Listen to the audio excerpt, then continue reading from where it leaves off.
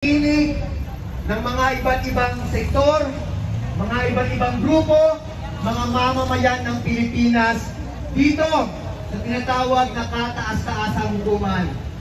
Ang panawagan natin, ano ang panawagan natin? Sara Duterte? Nitizen! Nitizen! Naniniwala ba kayo na nagnakaw ng salapi o ng pondo ng bayan ang pangalawang Pangulo? Naniniwala ba kayo na nagtustay ng pera ang pangalawang Pangulo? Naniniwala ba kayo na meron siya mga grave threats sa ibang mga high-ranking officials ng bansa? Eh paano kayo nakakasiguro? Eh baka naman hindi naman talaga totoo. Yan ang pinapatay sa atin ng Korte Suprema. Yung pagkakataon na makita natin ang mga ebidensya, mga pagkakataon o oportunidad para ipakita ang sistematikong paraan na ginawa para inustay ang pera ng bayan. Tama! Kaya ang panawagan natin, Sara Duterte! Nitizen! Nitizen! Sara Duterte! Nitizen! Nitizen! Ayan, alam niyo mga kasama, ako po ay nagpa-legal training din, hindi naman ako abogado, pero basic sa batas ang due process. Eh ang bait nga natin, gusto nating bigyan ng due process si VP Sara. Ano ba yung mga elements ng due process?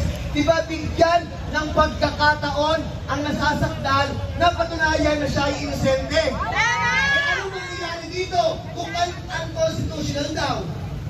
Eh di wala ng pagkakataon para depensahan niya ang kanyang sarili. Kasi baka naman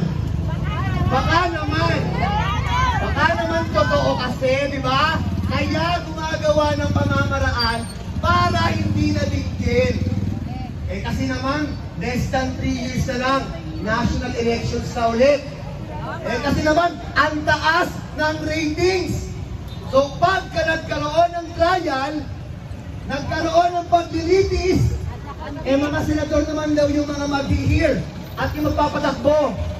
O di ibig sabihin, pwedeng bigyan ng fair treatment. Eh sa totoo nga lang, alam naman natin, kahit na magbotohan, kahit na pag-prove na totoong nag-commit ng mga patinding pagnanakaw sa salapi ng bayan, sa totoo lang, alam na natin ang resulta sa Senado. Pero ang mahalaga sa mamamayang Pilipino ay in-uphold natin ang ating saligang batas. Dahil ang saligang batas, yan ang alam natin magbibigay ng proteksyon sa atin. Tama! Yes! Simple lang di ba? Pagka hindi ka guilty, di patunayan mo. Tama! Di ba? Pag pinagbintangan tayo magnanakaw, ano ang natural nating response? Siyempre, magagalit tayo kung hindi totoo, pero dedepensahan natin to. Patutunayan natin. Eh bakit ayaw yata ni Sara Duterte at ng mga kasabot niya kung nasaan man? Tama! Eh kasi baka naman, di ba? Baka naman totoo. Kaya sana pakinggan kami ng Korte Suprema. Your Honor! Kasi ang tawag natin kataas-taasang hukuman. Yung mga kaso na tingin natin sa mababang mga korte, hindi tama ang mga desisyon, inaakyat natin sa kataas-taasang hukuman. Hoping na magkakaroon ng mas makatarungang pagdinig sa mga kaso. Eh paano kung ganito ang mga desisyon? Kami po ay kumakatok o nire-remind natin yung ating Supreme Court. Ang taas dapat ng degree ng credibility para sa ganitong institusyon. Kasi ito ang takbuhan ng mga manggagawa, ng mga mamamayan. Kapag tingin natin tayo ay naaabuso. Pero kung ganito naman yung klase ng mga desisyon, saan pa tayo pupunta? Kanino pa tayo magtitiwala? Tama! Kaya again and again, Your Honor! Justice! uulitin po namin, ang pera ng bayan ay pera ng mamamayan. Kaya may karapatan kaming maningil, may karapatan kaming malaman saan napunta. Hirap na hirap ang mga manggagawang magtrabaho. Tapos malalaman natin, milyon-milyon kung kanino napunta. Gawa-gawang mga pangalan. Again, pakinggan niyo po ang tinig ng mga mamamayan, ng mga manggagawa. Kaya muli ang aming panawagan, litisin si Vice President Sara Duterte. Baliktarin ang naging desisyon ng Korte Suprema, igalang ang pagiging co-equal ng 3 branches of government at sundin ang saligang batas na forthwith dapat ituloy na ang paglilitis sa Senado. Kaya mga kasama, palakpakan po natin ang ating mga sarili. Dahil tayo ang representasyon ng mamamayang nagkikipaglaban para sa katarungan, para sa katotohanan sa ating bayan. Maraming salamat po. Ituloy ang paglilitis! Huwag i-dismiss! Ituloy ang paglilitis! Huwag i-dismiss! Sara Duterte! Litisin! Litisin! Justice! Justice! Justice for the people! Justice! Justice! Justice for the people! Si kasama ang Bea. Sara Duterte! Litisin! Litisin! Sara Duterte! Litisin! Litisin! Napakatagal na tayo naghihintay para sa impeachment trial ni Sara Duterte. Matagal na! At mapatagal pa ba natin? Hindi! Kaya panawagan natin! Huwag i-dismiss! Tuloy ang paglilitis! Huwag i-dismiss! Tuloy ang paglilitis!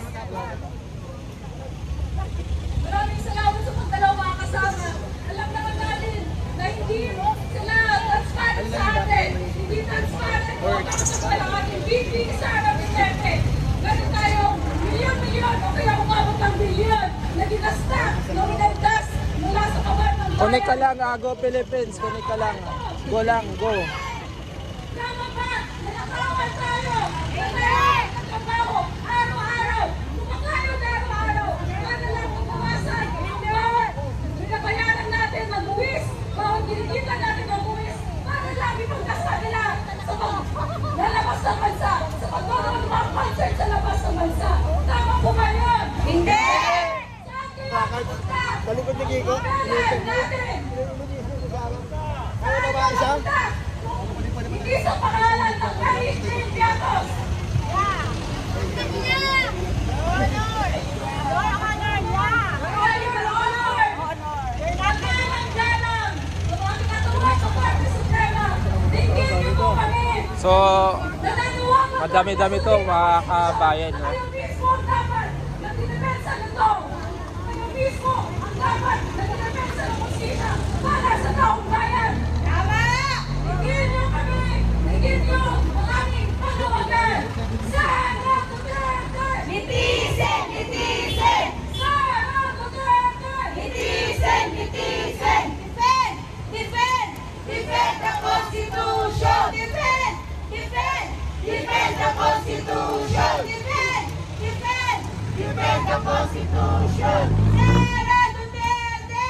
Litisin! Litisin! Sara Duterte! Litisin! Litisin! At para po sa susunod nating tagapagsalita, narito po ang Deputy Secretary General Connect lang, Go Philippines. Connect ka lang. of Hotel Workers, National Union of Workers in Hotel, Restaurant, and Allied Industry, na kawaagi po ng sentro, nagkaisa ang tradisyonal ng kilusang masa